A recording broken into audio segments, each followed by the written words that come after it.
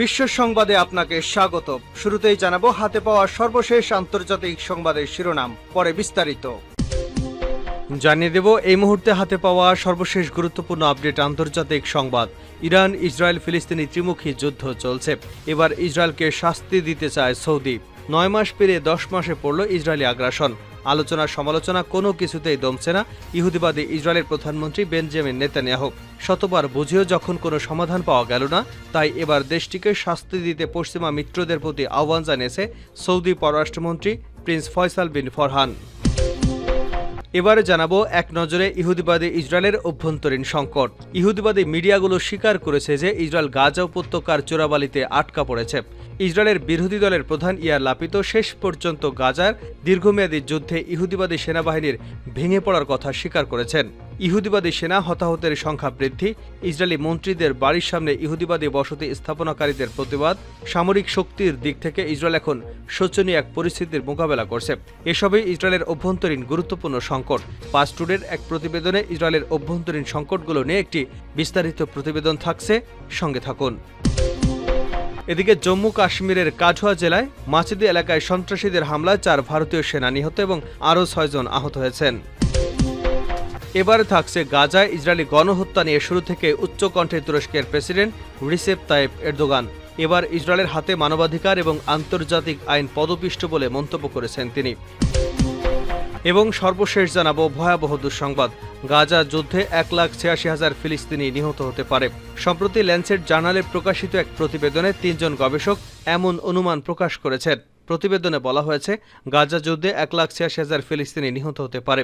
সেজন্য কেবল সংঘাতকেন্দ্রিক প্রত্যক্ষ মৃত্যুই দায়ী নয়, বরং সংক্রমণাত্মক এবং আক্রমণাত্মক রোগ ইত্যাদি কারণে পরোক্ষভাবে মৃত্যু এর মধ্যে শামিল হবে। এতক্ষণ শিরোনাম শুনছিলেন, এবার বিস্তারিত। প্রিয় দর্শক, আপনি যদি এই চ্যানেলে নতুন হয়ে থাকেন, ভিডিওটি দেখতে দেখতে চ্যানেলটি সাবস্ক্রাইব করে আমাদের সঙ্গেই থাকুন। আর এই ভিডিও সম্পর্কে আপনি আপনার মূল্যবান মতামতটি কমেন্ট বক্সে জানিয়ে দিন। আর হ্যাঁ প্রিয় দর্শক, জানিয়ে দিন ভিডিওটি কোথা থেকে দেখছেন। ইসরায়েলকে শাস্তি দিতে চায় সৌদি। 9 মাস পেরিয়ে 10 মাসে পড়ল গাজা ইসরায়েলি আগ্রাসন। আলোচনা সমালোচনা কোনো কিছুতেই দমছে না ইসরায়েলের প্রধানমন্ত্রী বেঞ্জামিন নেতানিয়াহু। শতবার বুঝেও যখন কোনো সমাধান পাওয়া গেল না, তাই এবার দেশটিকে শাস্তি দিতে পশ্চিমা মিত্রদের প্রতি আহ্বান জানিয়েছেন সৌদি পররাষ্ট্রমন্ত্রী প্রিন্স ফয়সাল বিন ফরহান। যুদ্ধবিরতি নিয়ে কয়েক দফা আলোচনা হয়েছে, মিশর ও কাতারেও বৈঠক হয়েছে। এমনকি কিছুদিন আগে কাতারে গিয়ে বৈঠক করে এসেছেন ইসরায়েলের গোয়েন্দা সংস্থা মোসাদের প্রধান ডেভিড বার্নিয়া। তবে বারবার আলোচনায় কোনো লাভ হয়নি। যুদ্ধবিরতি ও বন্দি বিনিময় নিয়ে ইসরায়েলি কর্তৃপক্ষ ও ফিলিস্তিনিদের যোদ্ধাদের মধ্যে কোনো সমঝোতা হয়নি। এমতো অবস্থায় আর হাতে হাত রেখে বসে থাকতে পারেনি সৌদি আরব। ইসরায়েলের বিরুদ্ধে ফুঁসে উঠেছে দেশটি। ফিলিস্তিনিদের উপর ইসরায়েলি আগ্রাসন শুরুর পর এই প্রথম এতটা জোরালোভাবে তেল আবিবের বিরুদ্ধে সরব হল সৌদি আরব। চলতি সপ্তাহে স্পেনের রাজধানী মাদ্রিদে European Council on Foreign Relations এক বৈঠকে ইসরায়েলের উপর নিষেধাজ্ঞা আরোপের এই আহ্বান জানান prince Faisal bin Farhan. Saudi পররাষ্ট্রমন্ত্রী জোর দিয়ে বলেন, গাজায় প্রতিদিন আন্তর্জাতিক মানবিক আইনের মৌলিক নীতি লঙ্ঘন করছে ইসরায়েলি বাহিনী। এ ধরনের অপরাধ যেন আর না ঘটে তা ঠেকাতে পশ্চিমা দেশগুলো চাইলেই শাস্তিমূলক পদক্ষেপ নিতে পারে বলেও জোর দিয়েছেন প্রিন্স ফয়সাল। তিনি বলেন, মানবিক ইস্যু বিবেচনায় ইসরায়েলকে জবাবদিহিতার আওতায় আনা যায় কিনা সেই জায়গা থেকে হলেও ইউরোপের জন্য পদক্ষেপ নেওয়া খুব সহজ হবে। ফিলিস্তিন এবং ইসরায়েলের সংঘাতে স্থায়ী এবং ন্যায্য সমাধানের মাধ্যমে 2 রাষ্ট্র প্রতিষ্ঠার ব্যাপারে অধিকাংশ দেশেরই সম্মতি রয়েছে। কিন্তু তারপরও তারা 2 রাষ্ট্র সমাধানের পথে যেসব প্রতিবন্ধকতা, যেমন বসতি স্থাপনের মতো ইসরায়েলি পদক্ষেপের ব্যাপারে নিশ্চুপ হয়ে বসে রয়েছে, এমন কড়া ভাষায় ইসরায়েলের বিরুদ্ধে অভিযোগ করেছেন প্রিন্স ফয়সাল। সৌদি আরবের এমন মন্তব্যের পর এখনও মুখ খোলেনি ইসরায়েল। তবে রিয়াদের এমন মন্তব্য সৌদি ইসরায়েলের সম্পর্কে প্রভাব ফেলতে পারে বলেও মনে করা হচ্ছে।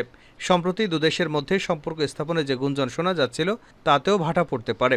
সৌদির সঙ্গে বিবাদে গেলে ইসরায়েলের লাভের চেয়ে ক্ষতি বেশি হবে, কেননা মধ্যপ্রাচ্যে সৌদি আরব তাদের হাতছাড়া হয়ে গেলে আরব দেশগুলোকে দলে ভেড়াতে এতদিনের সব অর্জন ব্যর্থ হয়ে যাবে ইসরায়েলের। এক নজরে ইহুদিবাদী ইসরায়েলের অভ্যন্তরীণ সংকট।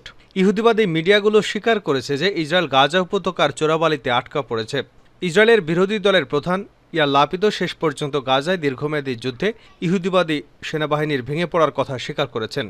ইহুদিবাদী সেনা হতাহতের সংখ্যা বৃদ্ধি, ইসরায়েলি মন্ত্রীদের বাড়ির সামনে ইহুদিবাদী বসতি স্থাপনাকারীদের প্রতিবাদ সমাবেশ, সামরিক শক্তির দিক থেকেও ইসরায়েল এখন শোচনীয় এক পরিস্থিতির মোকাবেলা করছে।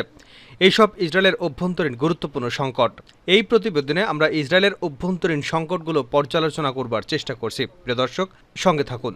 দৈনিক হারেজ জানিয়েছে, ইসরায়েলি বিক্ষোভকারীরা তেল আবিবের রাস্তায় রাস্তায় সমবেত হয়ে বিক্ষোভ করেছে। শহরকে উত্তর ও দক্ষিণ সংযোগকারী আইল্যান্ড রাস্তাটি তারা অবরোধ করেছে। ইহুদিবাদী বিক্ষোভকারীরা এই সরকারের প্রধানমন্ত্রী বেন্যামিন নেতানিয়াহুর বিরুদ্ধেও স্লোগান দিয়েছে। সাম্প্রতিক দিনগুলোতে নেতানিয়াহুর নীতির বিরুদ্ধে প্রতিবাদ বিক্ষোভের একটি নতুন ঢেউ পুরো ইসরায়েল জুড়ে ছড়িয়ে পড়েছে। দ্য টাইমস অব ইসরায়েল জানিয়েছে, ইসরায়েলের অ্যাটর্নি জেনারেল ইসরায়েলি প্রধানমন্ত্রী বেঞ্জামিন নেতানিয়াহুর আইনজীবীর আবেদন নাকচ করে দিয়েছে। নেতানিয়াহুর আইনজীবী তাদের মন্ত্রীদের বিচার আগামী বছরের মার্চ পর্যন্ত স্থগিত করার অনুরোধ জানিয়েছিল। অ্যাটর্নি জেনারেল তার আবেদন প্রত্যাখ্যান করে জানিয়েছেন, নেতানিয়াহুকে তার মামলার বিচারের পরবর্তী তারিখ আসছে নভেম্বরের আদালতে হাজির হতে হবে। ইহুদিবাদী প্রধানমন্ত্রী দুর্নীতির মামলায় বিচার ব্যবস্থাপনার কঠিন চাপে রয়েছে। অনেক বিশেষজ্ঞ মনে করেন, গাজায় যুদ্ধবিরতিতে রাজি না হওয়ার কারণ হল এই বিচার এড়ানো। দৈনিক হারেজ নয়া একটি নথি প্রকাশ করেছে। ওই নথিতে দেখা যায়, আকসা তুফান অভিযানে ইসরায়েলি সেনাবাহিনীর হাতে শত শত ইহুদিবাদী নিহত হয়েছে। নথি অনুসারে ইসরায়েলি সেনারা হ্যানিবল প্রকট লঙ্ঘন করে নিজেদের বাহিনীকে লক্ষ্যবস্তু করেছে। এমনকি তারা ইহুদিবাদী বন্দীদের উপর হত্যাকাণ্ড চালিয়েছে। ধ্বংসযজ্ঞের তদন্ত কমিটি সম্প্রতি একটি প্রতিবেদন প্রকাশ করেছে।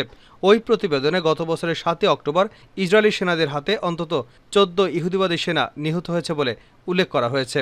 ইহুদিবাদী মিডিয়া কান জানিয়েছে, ইসরায়েলি মন্ত্রিসভা রিজার্ভ সেনাদের পরিষেবার ব্যাপারে নিরাপত্তা এবং সামরিক কেন্দ্রগুলোর প্রস্তাব নিয়ে আলোচনা করবে।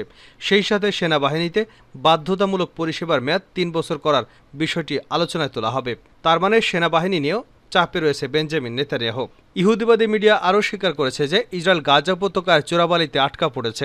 উত্তরাঞ্চলীয় ইসরায়েল সহ দক্ষিণ লেবাননের যুদ্ধের ফ্রন্টে হিজবুলার ক্ষেপণাস্ত্র মোকাবেলায় ব্যর্থ হয়েছে আয়রনডোম প্রতিরক্ষা ব্যবস্থা। এদিকে আয়রনডোম প্রতিরক্ষা ব্যবস্থা আল জলিল অঞ্চলের আকাশেও হিজবুলার বেশ কয়েকটি ক্ষেপণাস্ত্র এবং ড্রোনকে বাধা দিতে পারেনি। কাজেই ক্ষেপণাস্ত্রের আঘাতে বেশ কিছু ইহুদিবাদী আহত হয়েছে। জম্মু কাশ্মীরের সন্ত্রাসী হামলায় 4 ভারতীয় সেনা নিহত। জম্মু কাশ্মীরের কাঠুয়া জেলার মাচেদি এলাকায় সন্ত্রাসী হামলায় 4 ভারতীয় সেনা নিহত এবং 6 জন আহত হয়েছেন। সোমবার দুপুরে একটি সামরিক বহরে ফাঁদ পেতে এই হামলা করা হয়েছিল। মাচেদি কিন্ডলি মলহর রোডে নিয়মিত টহলে থাকা অবস্থায় কাঠুয়া থেকে প্রায় 150 কিলোমিটার দূরে সেনা গাড়িগুলোর উপর হামলা চালানো হয়। আহতদের হাসপাতালে নিয়ে যাওয়া হয়েছে চিকিৎসার জন্য। ভারতীয় সংবাদ মাধ্যম এনডিটিভি এ তথ্য জানিয়েছে।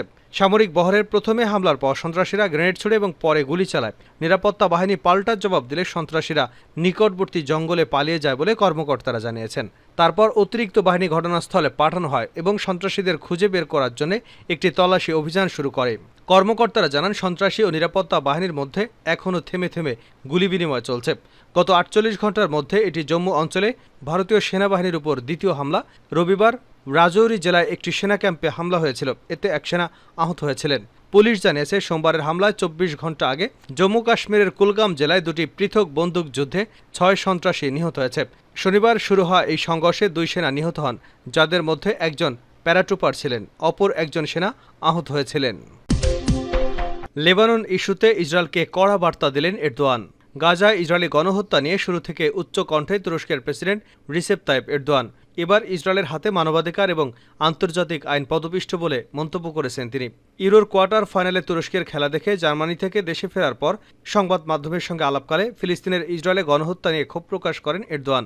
এ সময় তুর্কি প্রেসিডেন্ট বলেন, ইসরায়েলকে এই অমানবিক হামলাগুলো বন্ধ করার মাধ্যমে গণহত্যার ইতি টানতে হবে। এখনও ইসরায়েল গণহত্যা চালাচ্ছে, একের পর এক হামলা চালাচ্ছে। ইসরায়েলের হাতে মানবাধিকার এবং আন্তর্জাতিক আইনকে পদদলিত হচ্ছে। গাজা যুদ্ধের পাশাপাশি লেবাননেও আতঙ্ক ছড়াচ্ছে ইসরায়েল। হিজবুলার সঙ্গে দ্বন্দ্বের জেরে লেবাননকে যুদ্ধের হুমকি দিচ্ছে তারা। গাজা যুদ্ধ লেবানন পর্যন্ত টেনে নেওয়ার বিষয়ে ইসরায়েলকে সতর্ক করে এরদোয়ান বলেন, তারা লেবাননকেও হুমকি দিচ্ছে। এ অঞ্চলের সংঘাত ছড়িয়ে দেওয়ার উদ্দেশ্য থেকে ইসরায়েলকে সরে আসতে হবে।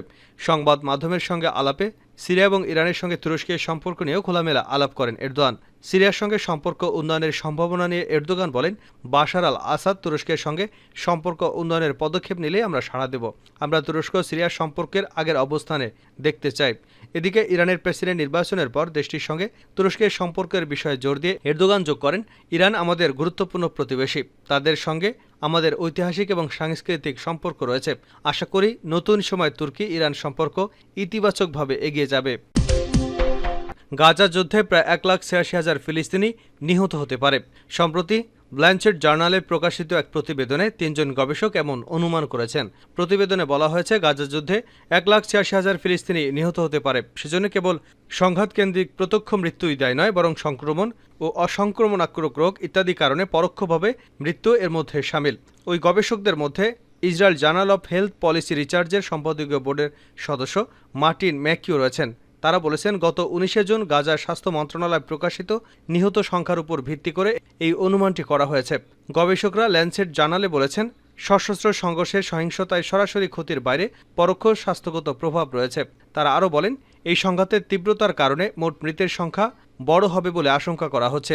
স্বাস্থ্য পরিচর্যা, অবকাঠামো ধ্বংস, খাদ্য পানীয় এবং আশ্রয়ের তীব্র ঘাটতি, নিরাপদ স্থানে পৌঁছতে জনগণের অক্ষমতা এবং ইউএনআরডব্লিউএতে তহবিলের ক্ষতি ইত্যাদি ওই সংখ্যাকে প্রভাবিত করতে পারে। গবেষকরা যোগ করেন, সাম্প্রতিক সংঘাতে এ ধরনের পরোক্ষ মৃত্যুর সংখ্যা প্রত্যক্ষ মৃত্যুর সংখ্যার 3 থেকে 15 গুণ বেশি। রিপোর্ট করা 37 থেকে 397 মৃত্যুর প্রতি একজনকে প্রত্যক্ষ মৃত্যুর বিপরীতে 4টি পরোক্ষ মৃত্যুর অনুমান করা হয়েছে। সেই হিসেবে গাজার বর্তমান সংঘাতের জন্য 1,86,000 বা তারও বেশি মৃত্যুর জন্য দায়ী হতে পারে এমন অনুমান করা অমূলক নয়।